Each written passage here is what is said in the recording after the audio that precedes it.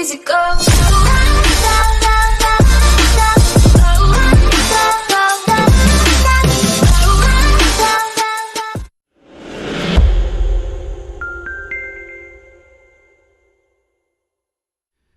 In a series of videos I did about saturated fat, I talked about a major campaign launched by the global dairy industry to neutralize the negative image of milk fat among regulators and health professionals as related to heart disease.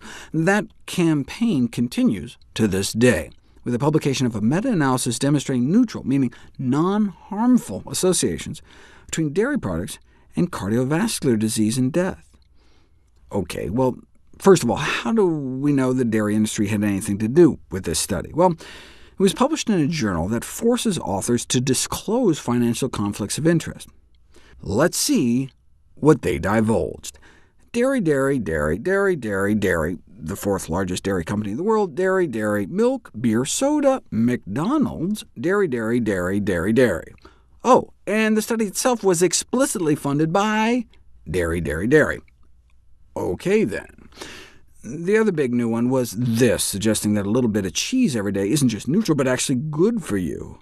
And they make it clear that they have no conflicts of interest. They're just employees of the Yili Innovation Center and the Yili R&D Center. You know, China's largest dairy producer, making it one of the world's largest dairy companies. OK, but how can cheese consumption be associated with better health outcomes? Well, most of these studies were from Europe, where cheese consumption is associated with a higher socioeconomic status.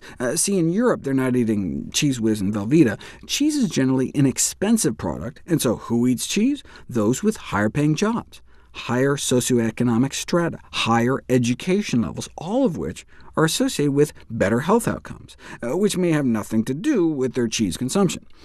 Higher socioeconomic groups also consume more fruits and vegetables, and more candies. So I bet you could do a population study and show candy consumption is associated with better health. Shh, don't tell the National Confectioners Association. Too late. Did you know that candy consumers have lower levels of inflammation? A 14% decreased risk of elevated blood pressure, brought to you by the candy industry and the USDA, our government, which props up the sugar industry to the tune of $1 billion a year. It's like when our tax dollars are used to buy up surplus cheese.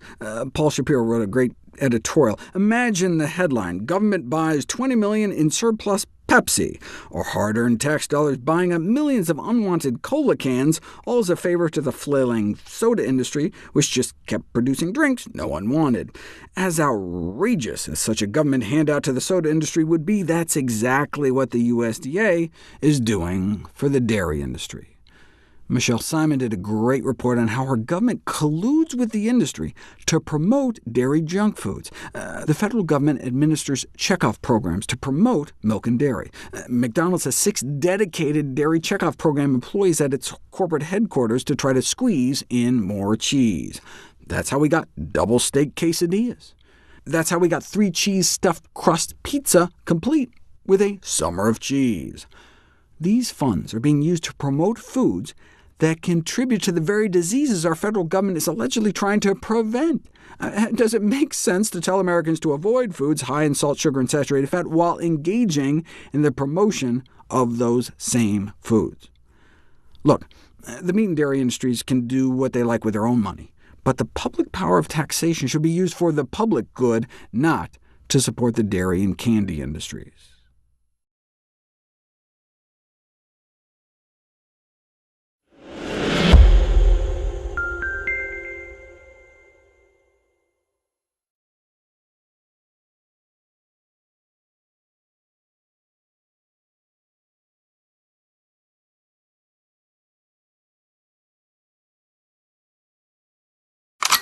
Easy go.